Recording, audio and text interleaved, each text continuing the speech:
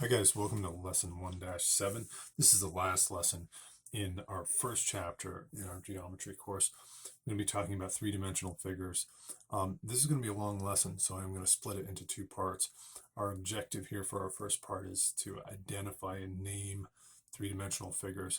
And then in the second video, we're going to work on finding surface area and volume. Let's take a look at some of our new vocabulary here.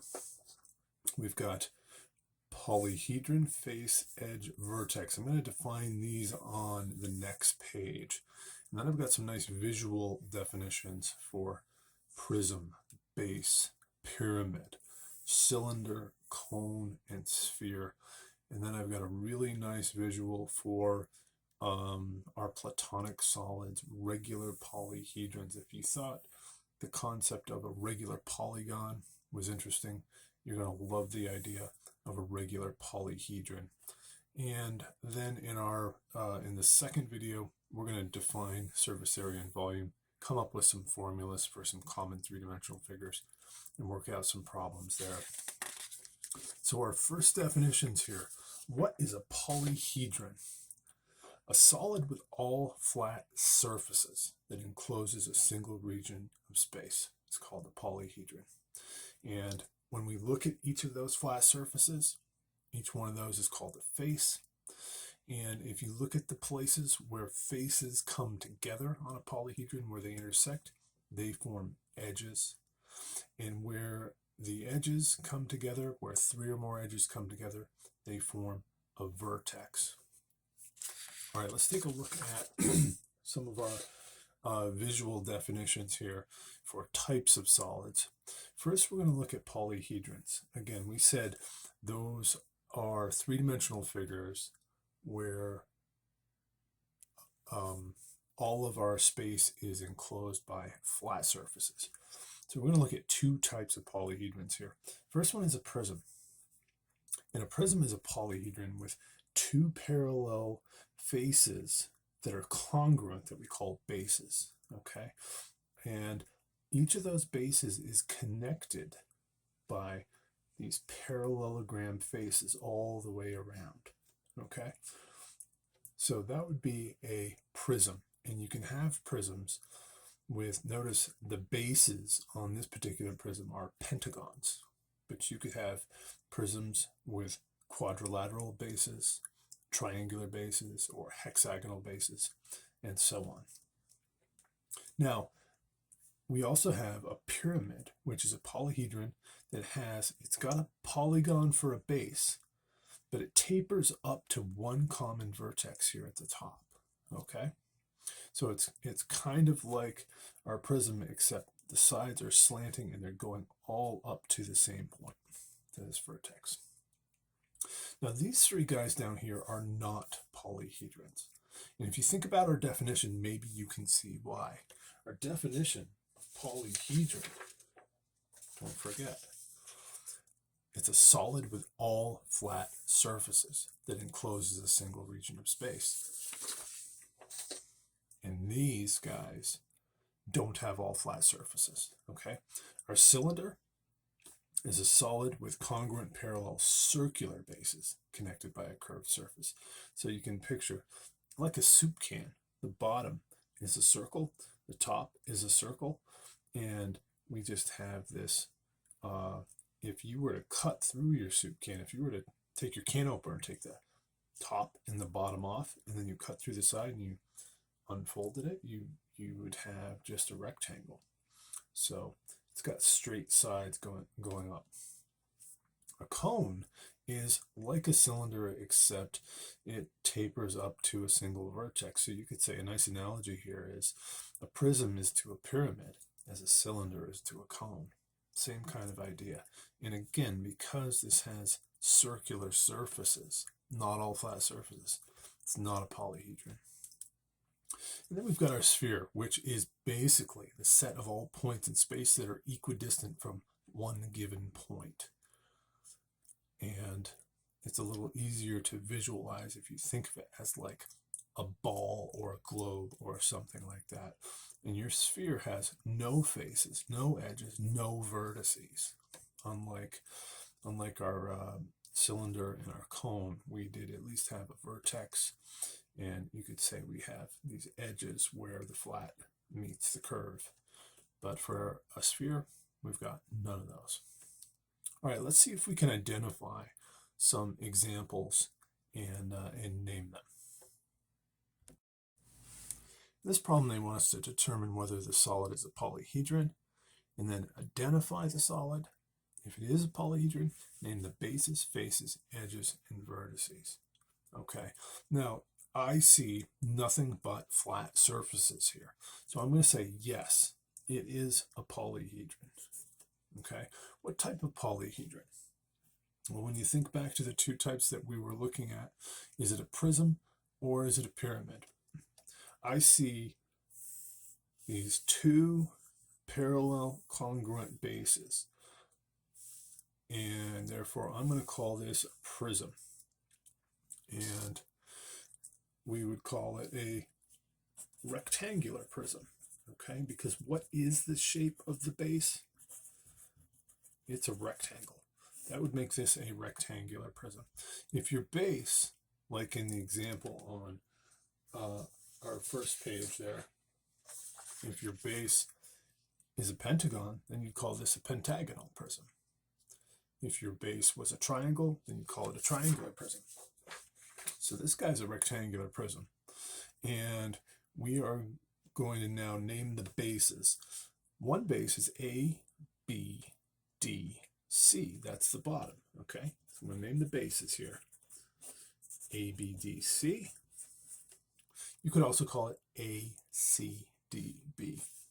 And the top base I'm going to call E, F, H, G. Ooh, almost made a mistake there. I wanted to put them in order, but they're not. They're not in alphabetical order. E, F, H, G. Good. Could we name the faces? So the faces are connecting the bases. I see one here in the front, G, H, D, C. Just going to name that. I got a side one here, F, B, D, H. Okay, and if you chose to start on H or start on D and go clockwise or counterclockwise, that's fine, as long as you go in order. Don't go D, F, H, B, or anything like that. There's two more faces, though. I've got a back face, E, F, B, A. E, F, B, A. And then I got this left side face here, G, E, A, C. Good. Okay, what else do we have to name? Edges. Okay, what do we have for edges here? I've got GE is an edge. GC is an edge. CD is an edge. DB is an edge. BA is an edge. AC is an edge. Okay, so let's see, what did I do? I went here, I got all the way down the bottom, and then I got this EA as an edge. Okay, and then I've got to get these guys. EF is an edge. I'm going to start over up here. EF. I got FH is an edge. I've got FB. And I've got HD. And let's see, what did I forget? GH. And when I'm done, I should have, let's see, I should have 12 edges, shouldn't I? 1, 2, 3, 4, 5, 6, 7, 8, 9, 10, 11, 12. Excellent. I think I got all the edges. And can we name the vertices? The vertices are just the points. A, B, C, D, E, F, G, and H. All right. That's our polyhedron. That's our rectangular prism. That's all its bases, faces, edges, and vertices. All right, how about this one? And this would be a great place if you want to pause the video and try this one yourself. They want us to determine whether it is polyhedron. Well, I don't see any curved or circular faces, so I'm going to say yes, that is a polyhedron. What type of polyhedron? I think this is a prism, okay? And what type of prism is it? We're going to name it after the shape of its base. Okay, what are the bases? I'll just list the bases over here. KLMNOP is one of the bases. KLMNOP. Remember, the bases are going to be the two congruent parallel faces. So I'm going to take this one and this one. Those are the congruent parallel faces. EFGHIJ is the other one. And what shape are those bases? They look like they have 6 sides, so they are hexagons. So this is going to be a hexagonal prism. Good. And can we name the faces? Okay, so I'm going to start with the bottom here. OIHN. And now I want to get this guy here, MGHN. And I want to get this guy, LFGM. I've got on the top, KEFL.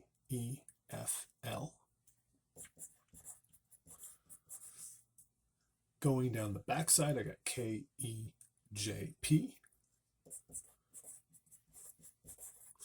And then back here, I got PJIO.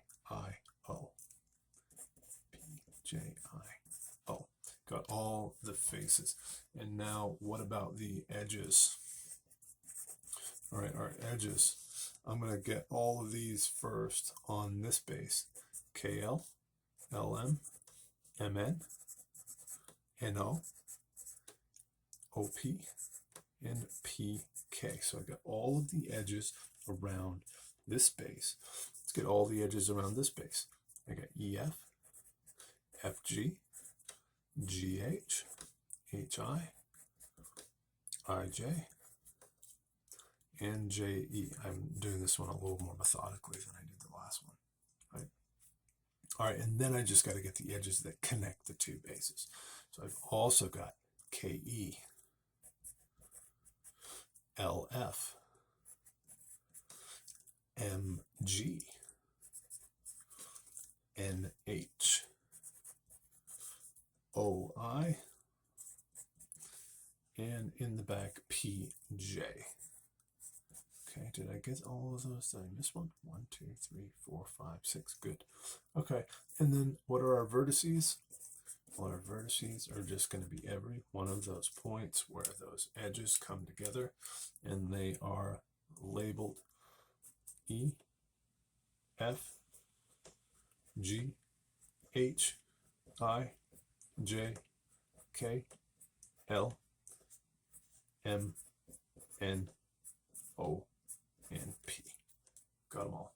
Good. All right, they want us to determine whether this is a polyhedron. Okay, if you remember our definition, remember a polyhedron is a three-dimensional figure with all flat surfaces that encloses a region of space. So you can see this doesn't have all flat surfaces. This is a cone. Okay, so not a polyhedron. It is in fact a cone, and we can identify its base. Base is, we would call it circle T. That's the symbol for a circle. That's circle T. Okay, and we do have we don't have faces. We don't really have edges, although you could call this an edge. Some people argue over that. It's kind of an edge, but we do have a vertex, and all of this comes together at point W, which is our vertex. All right, how about this solid? Can we identify it? We have got, it appears to be, it's a polyhedron because it has all flat faces, right? It's not a prism because it doesn't have parallel congruent bases, but it does have a base that appears to taper up to a single vertex at X. So we would call this a pyramid. But what type of pyramid? We name pyramids after their bases, just like we name prisms after their bases. What is the shape of the base of this pyramid? It appears to be a triangle. So we would call this a triangular pyramid. Good. Okay, what is this solid? Well, not a polyhedron, right? Because it does not have all flat faces. And hopefully you recognize this as your soup can. This is your cylinder. Okay, and how about this guy? How would we identify this solid? I don't see any curved surfaces, so I agree that this is a polyhedron. Okay, and it looks like it has two parallel congruent bases. So I would call this a prism. And what type of prism is it? Let's take a look at those bases and name this prism by the shape of those bases. These bases are the parallel congruent faces in their triangles. So this we would call a triangular prism. Good. All right, and the last thing we're going to talk about in this first part of the lesson is the Platonic solids, and I wish we could devote an entire course to this because these are pretty fascinating. You remember that we talked about regular polygons in our last lesson, and those were polygons that were both equilateral and equiangular. Well, now we've got these interesting three-dimensional figures that we call regular polyhedrons. And they are made up of all congruent faces.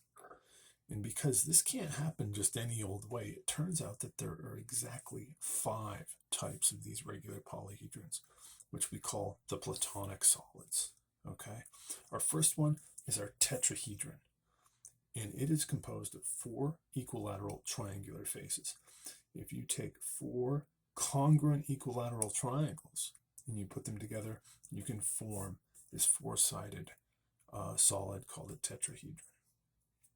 Now, the Rubik's Cube is actually a hexahedron. Another name for a cube is a hexahedron, and this is one of our Platonic solids.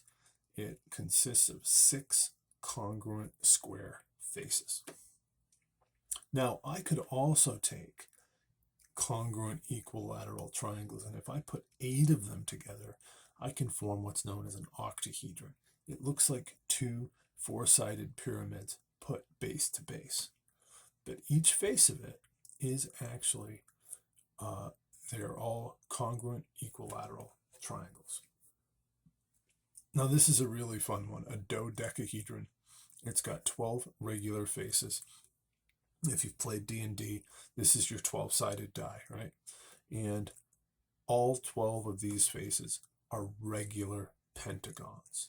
Okay, not just pentagons, but they're congruent pentagons that are also regular pentagons. Every one of those pentagons is equilateral and equiangular.